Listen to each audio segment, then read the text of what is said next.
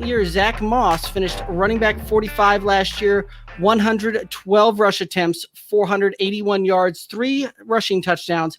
Had a little bit of work through the air, 14 receptions on 18 targets, 95 yards, 1 touchdown through the air. Guys, what are your thoughts on Zach Moss? He should be the guy who kind of takes over as far as the backfield goes.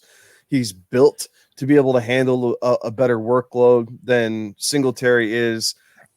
But ultimately, I tend to agree. The Bills may not want Josh Allen to be RB1 on this team, but there is a better than likely shot that by the time this season's over with, Josh Allen's going to be RB1. So Zach Moss is a guy that you can get super late, 10th, 11th round.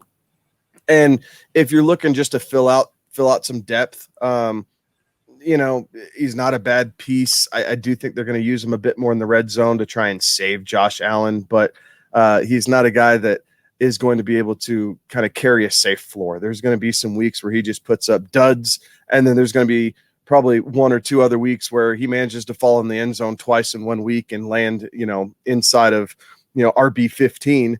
And if you have him in DFS that week, you're probably going to cash out. If you don't, then he's probably just going to sit on your bench the rest of the season.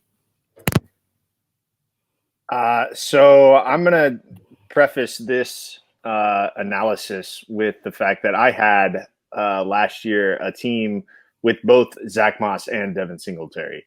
And it seemed like every week I picked the wrong one because I didn't want to have both of them in at the same time. So I hate both of them. That is my take, is that I hate both of them because I was getting screwed over every week by the wrong one. Zach Moss, the spicy takes that we had there, I wouldn't be surprised if Josh Allen, like, to me, when I heard that wasn't all that spicy to me if Josh Allen is RB1 for the Buffalo Bills, because they just don't have a consistent running game other than 17 back there. So Zach Moss is a frustrating player.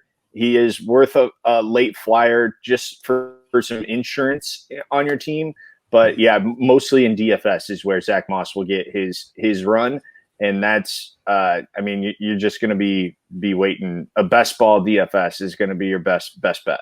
The thing that I will say is he is going to be I think he'll get a couple more touches in the red zone. Yes, Josh Allen, I think, will be their leading rusher, their number one rusher. He's definitely it's going to be Josh Allen inside the 5. But if they want to take a little bit of more pressure off Josh and that the defenses are going to stack the box knowing that Josh is going to run, they might try to give the ball to Zach a little bit, knowing that Josh is going to be the play.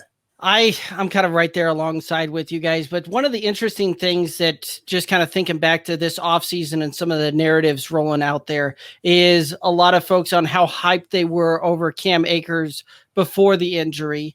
A lot of folks down on Zach Moss and this Buffalo Bills entire running back room. And one of the interesting things was when you look at production wise last year, Cam Akers, Zach Moss, very similar rookie years. Obviously different offenses, different systems there, but it's one of those that just how interesting the narrative becomes for these guys as we approach the next season off of, that late stage breakout versus a guy that puts up the same type of numbers throughout the season. So I think what you saw last year, you're going to see more of the same. I think you're going to see Josh Allen vulture a bunch of those touchdowns to the point where it's going to render Zach Moss ultimately pretty fantasy irrelevant there, and is going to be a spot start week to week based on a matchup type of thing, or, if you're desperate for a flex type of play. So let's go ahead